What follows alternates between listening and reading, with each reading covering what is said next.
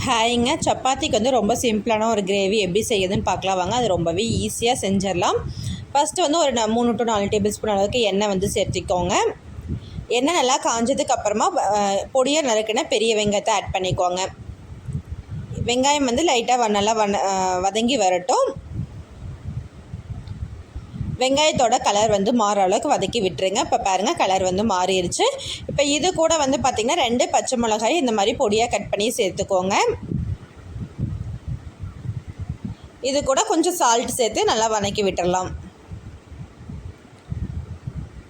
இதில் நம்ம பெருசாக எந்த பொருளும் சேர்க்க போகிறதில்ல.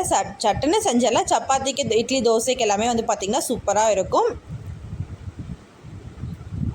பாருங்கள், வெங்காயம் நல்லா வதங்கிடுச்சு. இப்போ இது கூட வந்து பார்த்திங்கன்னா 1 டேபிள் ஸ்பூன் அளவுக்கு இஞ்சி பூண்டு பேஸ்ட் ஆட் பண்ணிக்கோங்க. வீட்டில் ரெடி பண்ணதாக இருந்தாலும் ஆட் பண்ணிக்கோங்க. நான் வந்து கடையில் வாங்கினதான் வந்து ஆட் பண்ணியிருந்தேன். அதையும் சேர்த்து நல்லா பச்சை வாசம் போகிற அளவுக்கு நல்லா வதக்கி விட்டுடலாம்.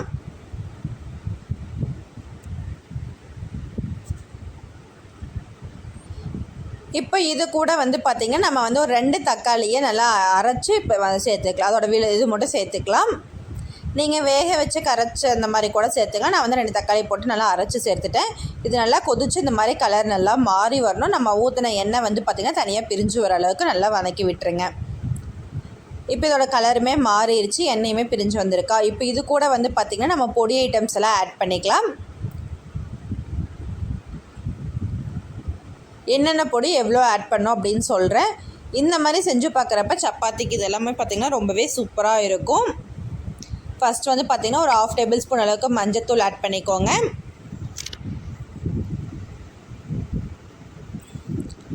நம்ம ஆல்ரெடி வந்து பச்சை மிளகாய் சேர்த்துருக்கோம். அப்படிங்கிறனால தனி மிளகாய்த்தூள் வந்து பார்த்திங்கன்னா ஒரு 1/2 டேபிள் ஸ்பூன் அளவுக்கு சேர்த்துக்கோங்க.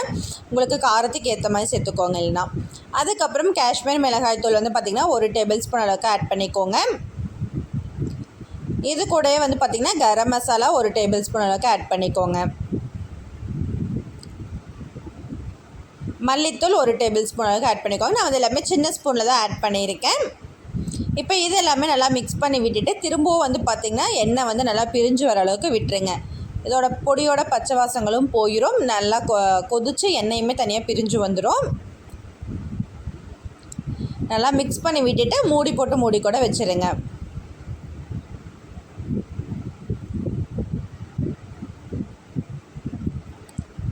கிரேவி வந்து பார்த்திங்கன்னா ரொம்பவே சூப்பர் டேஸ்ட்டாக இருக்கும். செஞ்சு பார்த்துட்டு எப்படி இருக்குதுன்னு சொல்லுங்கள்.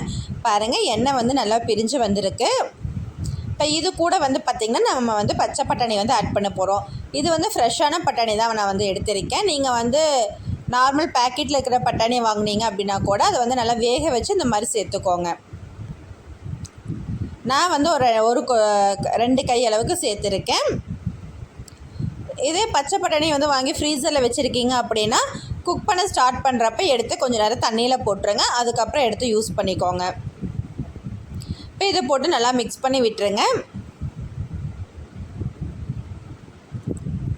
மிக்ஸ் பண்ணி விட்டுட்டு கொஞ்சம் தண்ணி ஊற்றி நல்லா மூடி வச்சிடலாம். ஒரு 5 நிமிஷம் கொதிச்சா போதும். சூப்பரான கிரேவி வந்து பார்த்திங்கன்னா ரெடி ஆயிரும்.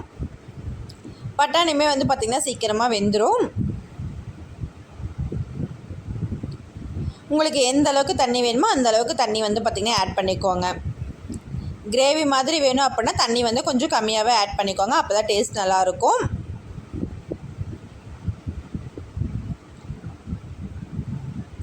நான் வந்து பார்த்திங்கன்னா ஒரு சின்ன டம்ளர் அளவுக்கு தண்ணி மட்டும் தான் ஆட் பண்ணியிருக்கேன். இப்போ இது வந்து நல்லா மூடி வச்சிடலாம். இது நல்லா கொதிச்சு வரட்டும்.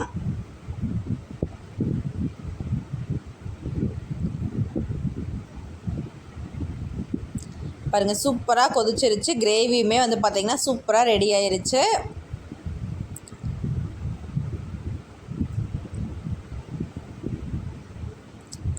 அவ்வளோதாங்க, சூப்பரான சிம்பிளான கிரேவி வந்து ரெடி ஆயிரும். சால்ட் எல்லாமே செக் பண்ணி பார்த்துக்கோங்க. பத்தாமல் இருந்தது அப்படின்னா இன்னும் கொஞ்சம் சால்ட்டுமே வந்து பார்த்திங்கன்னா ஆட் பண்ணிக்கோங்க. இது நான் வந்து ஒரு 2 நிமிஷம் விட்டதுக்கே வந்து பார்த்திங்கன்னா இந்தளவுக்கு கொதிச்சிருக்கு. இதில் மெயின் ரொம்பவே முக்கியமான விஷயம் என்னென்னு பார்த்தீங்கன்னா, 1 டம்ளர் பாலில் ஒரு 10 முந்திரியை வந்து பார்த்திங்கன்னா அரைச்சி இதில் வந்து ஆட் பண்ணிக்கணும். ஃபைனலாக பட்டாணியெல்லாம் போட்டதுக்கு அப்புறமா லாஸ்ட்டாக வந்து இந்த மாதிரி ஊற்றிட்டு அது வந்து நம்ம மூடி போட்டு மூடி வச்சிடலாம். இதுதான் வந்து பார்த்திங்கன்னா இதில் ஹைலைட்டு. இதை மறந்துட்டிங்க அப்படின்னா கண்டிப்பாக இந்த கிரேவி வந்து பார்த்திங்கன்னா டேஸ்ட் வந்து கொடுக்காது. இப்போ வந்து பார்த்திங்கன்னா நல்லா குழம்புக்கு இருக்கிற மாதிரி தான் இருக்குது, நல்லா தண்ணியாட்டம் இருக்குது. பட் இது கூட வந்து பார்த்திங்கன்னா நம்ம எல்லா பொருளும் போட்டு நல்லா கொதித்து வந்து கரெக்டாக ஃபைனலாக நம்ம சாப்பிட்றப்ப டேஸ்ட் வந்து பார்த்திங்கன்னா வேறு லெவலில் இருக்கும். ஃபைனலாக லைட்டாக வந்து ஒரு 1/2 டேபிள் ஸ்பூன் அளவுக்கு சுகருமே வந்து ஆட் பண்ணிக்கோங்க.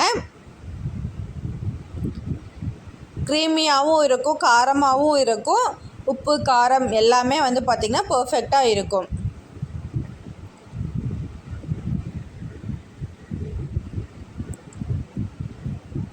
பாருங்கள், சூப்பராக கிரேவி வந்து பார்த்திங்கன்னா ரெடி ஆயிருச்சு. ஃபைனலாக நம்ம மல்லித்தலை தூவி விட்டு ஸ்டவ் ஆஃப் பண்ணலாம். அவ்வளோதாங்க, சூப்பரான கிரேவி வந்து ரெடி ஆயிடுச்சு. அவ்வளோதான், சட்டுன்னு செஞ்சிடலாம். விரும்பின மாதிரி குட்டீஸும் சாப்பிடுவாங்க, பெரியவங்கலேருந்து எல்லாருமே சாப்பிடுவாங்க. நம்ம வந்து காரம் கம்மியாக போட்டு இந்த க்ரீமுக்கு வந்து பார்த்திங்கன்னா சுகர் பால் எல்லாமே ஆட் பண்ணியிருக்கோம். அப்படிங்கிறனால குட்டீஸ்க்குமே வந்து பார்த்திங்கன்னா ரொம்ப பிடிக்கும். மல்லித்தலை போட்டுட்டு ஃபைனலாக வந்து பார்த்திங்கன்னா ஒரு டேபிள் ஸ்பூனுக்கு பட்டர் வந்து கெட்டியான பட்டர் வந்து உள்ளே போட்டு நம்ம வந்து கொஞ்சம் நேரம் மூடி வச்சோம் அப்படின்னா வந்து பார்த்திங்கன்னா சூப்பராக வந்து ரெடி ஆயிரும். உங்களுக்கு காரமும் வந்து பார்த்திங்கன்னா நம்ம பட்டர் போடுறப்ப அது எடுத்துரும். அப்படிங்கிறனால எல்லாத்துக்கு சாப்பிட்றதுக்கு வந்து பார்த்திங்கன்னா ரொம்பவே நல்லாயிருக்கும், டேஸ்ட் செம்மையாக இருக்கும். பாருங்கள், இந்த பட்டர் போட்ட இடத்துல மட்டும் எப்படி இருக்குது அப்படின்னு சொல்லிட்டு. இப்போ இதெல்லாம் எல்லாம் எண்ணெய் எல்லாமே நல்லா வந்து பார்த்திங்கன்னா பிரிஞ்சு வந்துடுச்சு. கிரேவியுமே பார்க்குறதுக்கு வந்து பார்த்திங்கன்னா வேறு லெவலில் இருக்குது.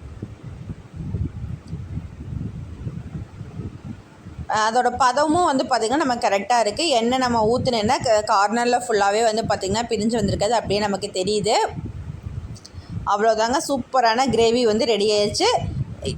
இட்லி, தோசை, சப்பாத்தின்னு சொல்லி எல்லாத்துக்குமே நம்ம வச்சு சாப்பிட்லாம், பர்ஃபெக்டாக இருக்கும்.